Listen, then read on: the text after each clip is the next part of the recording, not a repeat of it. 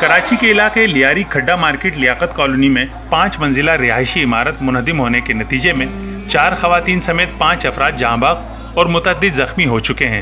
حادثے کی اطلاع ملتے ہی فوج، رینجرز، پولیس اور ریسکیو ٹیمیں موقع پر پہنچ گئیں۔ ایدی فاؤنڈیشن، الخدمت اور چھیپا سمیت دیگر فلاحی اداروں کے رضاکار بھی اپنی خدمات سر انجام دے رہے ہیں۔ جاں بحق افراد اور زخمیوں کو ایمبولینس کے ذریعے سول اسپتال منتقل کیا گیا ہے۔ عمارت کے انہدام کا یہ پہلا واقعہ نہیں، اس سے پہلے متعدد بار ایسے حادثات پیش آ چکے ہیں۔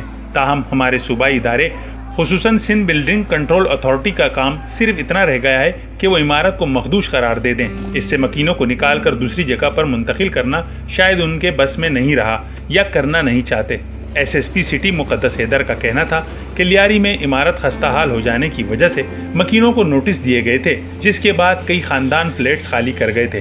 ان کا کہنا تھا کہ اتوار کی صبح عمارت میں ایک اور دراڑ آئی، جس کے بعد عمارت کے کئی گھر خالی ہو گئے تھے۔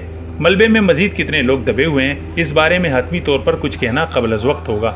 حادثے کی خبر ملتے ہی روایتی طور پر وزیر اعلیٰ سندھ سید مراد علی شاہ نے بھی رہائشی عمارت منہدم ہونے کا نوٹس لیا اور کمشنر کراچی کو فوری طور پر حادثے کی جگہ پر امدادی کارروائیاں شروع کرنے اور اس کی مکمل انکوائری رپورٹ پیش کرنے کی ہدایت کی ہیں۔ سندھ بلڈنگ کنٹرول اتھارٹی کے ترجمان علی مہدی کاظمی کا کہنا ہے کہ لیاری میں منہدم ہونے والی عمارت خطرناک قرار دی گئی عمارتوں میں شامل تھی، لیکن اس کے باوجود عمارت کو مسمار نہیں کیا گیا۔ ایس بی سی اے حکام نے عمارت خالی کرنے کے لیے 6 ماہ قبل نوٹسز جاری کیے اور 2 ماہ قبل بجلی اور گیس کنیکشن منقطع کرنے کی بھی سفارش کی گئی تھی، لیکن انتظامیہ کی جانب سے کوئی کارروائی نہیں کی گئی۔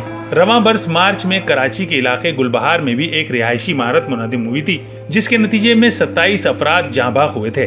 سوال یہ ہے، آخر ایسا کب تک ہوتا رہے گا؟ عوام کی جان و مال کو محفوظ بنانے کے ٹھوس اقدامات کے لیے کیا چیز آڑے آتی ہے؟ عوام یہ جاننے کا حق رکھتے ہیں۔